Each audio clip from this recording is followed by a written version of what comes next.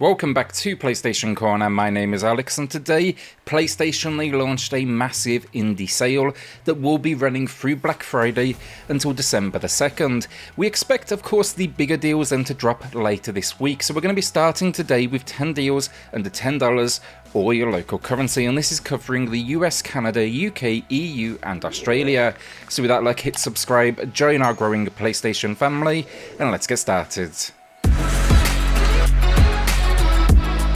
So before we do kick this off then, these deals they all run through Black Friday, so keep that in mind before you do go parting with that cash. You can definitely wait, make a decision later. We also then have a winner to announce for a $10 PSN gift card and one more to give away. Now all you need to do, drop a comment down below and that winner they'll be announced in next week's video. As a final note then, expect a whole lot of Black Friday coverage here on the channel over the coming weeks.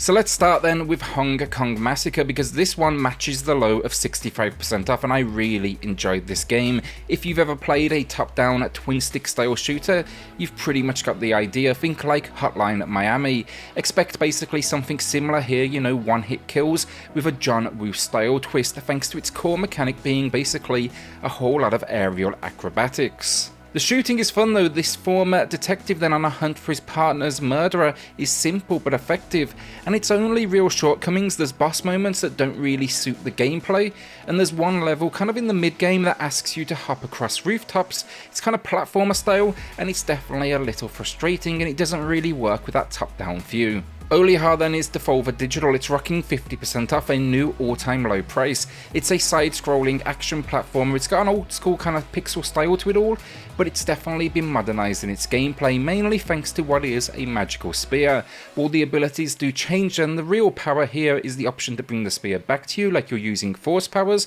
or even fly towards it. Not a particularly long game, this one took me maybe 3 hours, but I thought the controls were super tight, the world was intriguing, you're kind of stuck in this, well, some sort of dimension, and then given the old school style, the animation on these characters is seriously impressive. Neoverse then is for the card deck roguelite fans out there. This one though, it combines it then with an anime visual style. I wish it had more story though, that's my main complaint, because the world is intriguing. You're travelling through these different portals and worlds trying to escape, but it gives you so little outside of what is an opening cutscene. The gameplay though, I enjoyed. We have 3 characters, each with their own style and deck, and with each battle you'll unlock new cards to add to your roster. This one's also going to be a great starting point for anyone new to the genre. It's not too challenging in its core fashion, which is great because I think the genre appeals to people out there, but also its depth can kind of be intimidating. Along the way they'll unlock new cosmetics and face harder challenges, and then this PS Plus price of 70% off, it is a new low. Expect then 60 without PS Plus.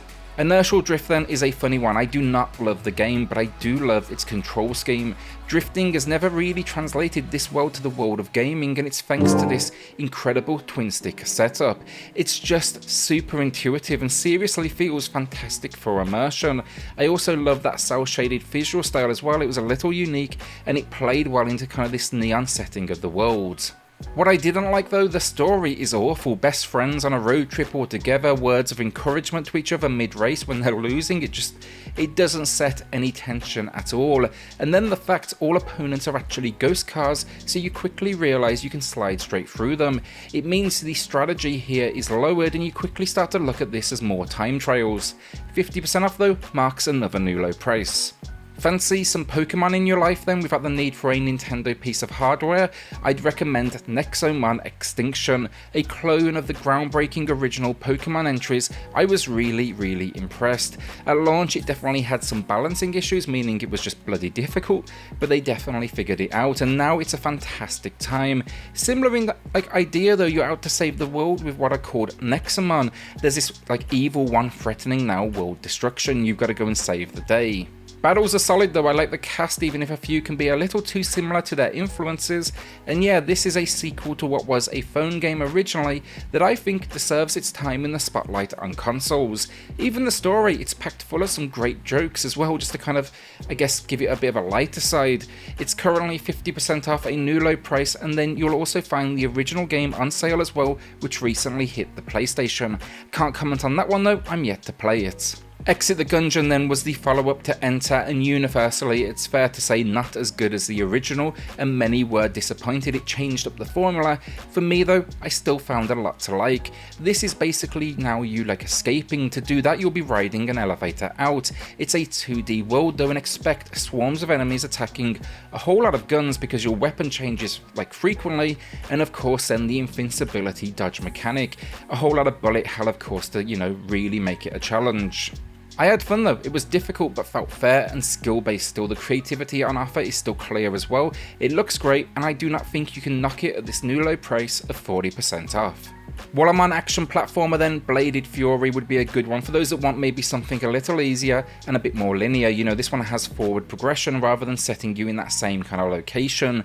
The visual style though is the real winner with this one. It's all based on Chinese mythology and it looks stunning, and then the sound design as well, that's not bad either, capturing the world. The combat though, it's fast and fluid. There's some decent platforming moments as well. Occasionally there's puzzles and backtracking, and the only real issue I found, one of the last levels is seriously repetitive, as you need to enter what is similar locations over and over again. Fortunately though, that section is over in about 30 minutes or so, and it quickly gets back on track. A new low, a monster sale of 75% off. So strategy fans then, Peaky Blinders Mastermind. This one's unique. It's not a combat game as such, but rather I think a puzzle game, as you set out to navigate locations to get to the end while fighting enemies, getting over puzzle moments, using multiple characters. Then you're also using what is an ability to rewind and set time, so you can kind of set multiple characters in motion in unison at the same moment, so they all go and achieve the end goal together. It's a difficult game to explain though, honestly, so I would say watch a full review, but this is a solid deal and a super budget price point with PS Plus, where it's rocking 85% off. It's 75 without.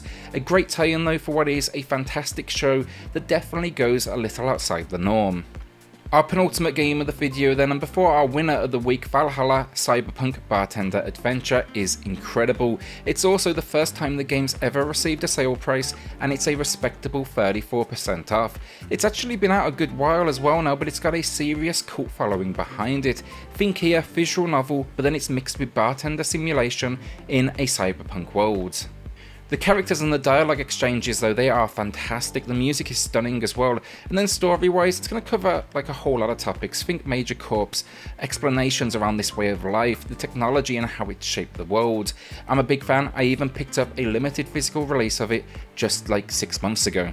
So our winner of the week then, it's going to Not Too Sorry, who shouted out Gravity Rush 2 and the fact it looks intense. That one's a stunning game that I cannot recommend enough. That includes the original entry as well. Congrats though, Not To. Drop me an email to claim your code, and everyone else, drop a comment down below for your chance to win in next week's video. So our final game of the week then, Crosscode, lovely little indie action RPG. This one was in development for a long time. It started in 2012, then it eventually got crowdfunded, but they did not disappoint after such a long wait.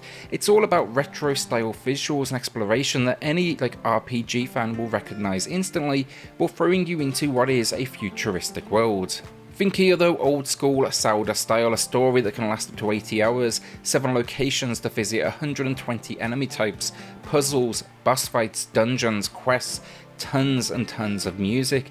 It has it all, and the love is clear, and it deserves all the praise that's thrown its way. A new low then, and the first time sub $10 with 50% off. And that is the week down. There's so many deals on right now though, specifically indies, over 1,000 of them, so definitely go and take a look for yourself. There's a good chance I'll probably put an extra under $10 video out this week. We're also about to enter the best sale season of the year, so you can expect a whole lot of coverage here. With that though, hit subscribe, join our growing PlayStation family, and I'll see you all on the next video. Thanks everyone.